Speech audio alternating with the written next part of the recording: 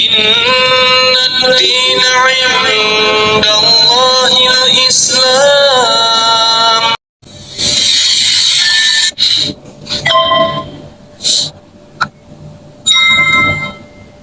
Assalamu alaikum everybody. I'm finally going to do an update on my refit story. It's going to be a quick, long story short type of thing. I met Saudis that were studying here in Australia, and over time we became friends, and then we ended up becoming housemates, so we were all living with each other. What I loved about them was that they weren't pressuring anything towards me, so they wouldn't be asking me, oh, do you know about Islam or nothing. They respected my boundaries as a person. And then the big change came. So lockdown happened, and then Ramadan had come through.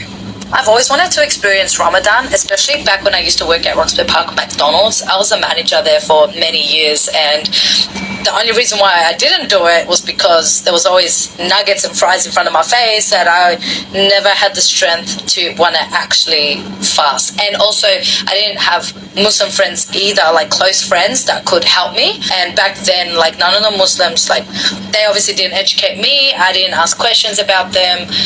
So it was just I didn't have any motivation to it. I want to experience Ramadan. So I somehow managed to complete the whole month. I don't know how, and I hadn't even converted then either. But I had started asking questions. What is Ramadan? What's the purpose? And when they told me it, I fell in love with it. So the fact that we're doing this to experience what the people in need don't have, I thought that was just so purely beautiful. So then I started to read the Quran, and I think it was possibly over a 3-month period. That was when I managed to finish reading the Quran, but it was maybe halfway or just over halfway of reading it. The fact that I was pretty much an atheist because I didn't believe in anything, it was this whole sense of spirits, angels, we'll call them, came to me and faith in God. And it was such a scary moment because I was like, is this what it feels like? Is this God? It was very scary for me, but I definitely knew that was God showing me that he was there. So this was the part that I was like, God saved me. God saved my life. He flipped my life over. Ramadan in 2020 was from April to May. And then in June, that was when the government decided to announce that we were able to withdraw money from our superannuation. I was in such extreme high level of debt from the age of 18 because I was a stupid young teenager and I was just spending all my money like it was nothing. And then I became broke because of that. I was living off paycheck by paycheck. But then the government decided to announce that we can withdraw money from our super. And I was like, Subhanallah. I didn't say that because I didn't know what that was back then.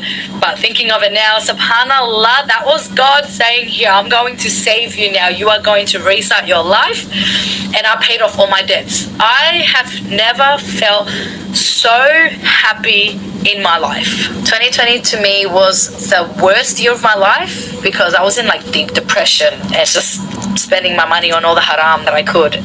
But it was also the best year of my life. And another moment that made me truly believe that God is real was I found out the information about the last 10 days of Ramadan, how important that is, and that one of those days you'll be rewarded times million. I was broke, but somehow I still kept donating every single day. I was donating $10, $20, sometimes even $50. Even though I was so low on money, I was stuff it. First of all, I was mainly to help the people in need, of course, but just knowing that, I was like, you know what? Let's just give it, and inshallah I will be rewarded. And you know what? God blessed me. He blessed me and he cleared all my debts. So guys, I cannot exaggerate how much God will save you if you really, really put your trust and faith in him.